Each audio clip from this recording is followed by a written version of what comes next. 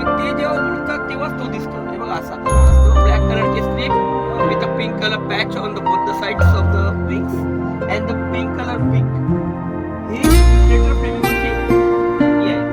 हा त्याची पिंक पण पिंक होते आणि ज्याची पिंक म्हणजे ब्लॅक असते व्हाईट असते तो जुमिनल असतो किंवा सब एडल्ट असतो.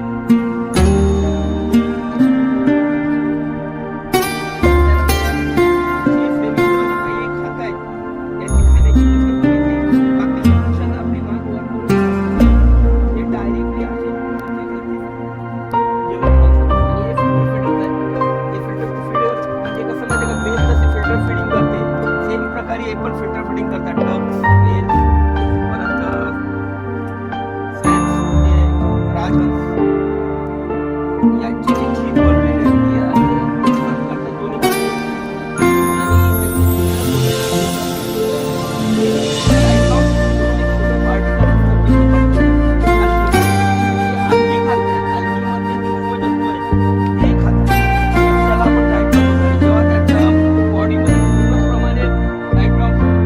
वाढतात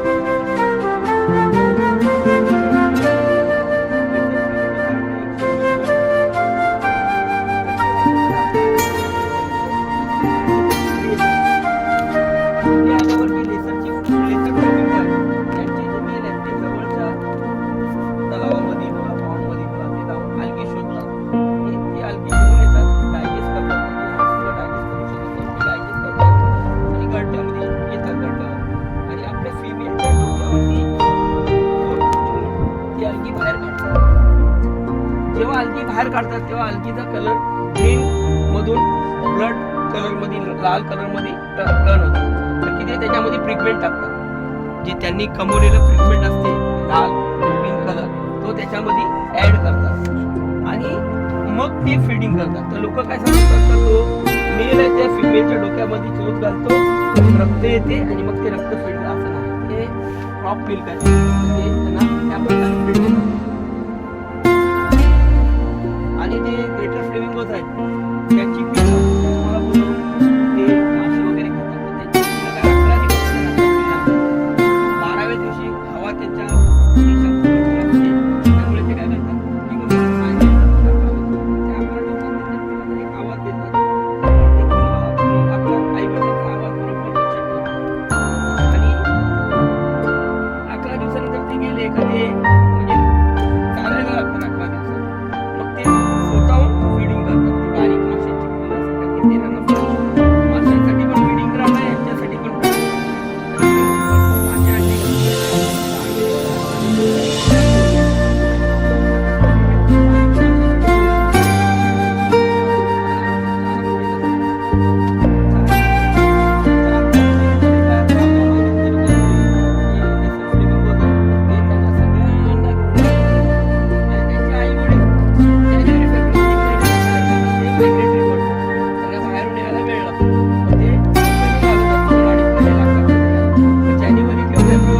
आले का ते डायरेक्टली इथे येतात. त्यांना माहिती आहे की जे पक्षी आहेत ते इकडे येतात थोडी.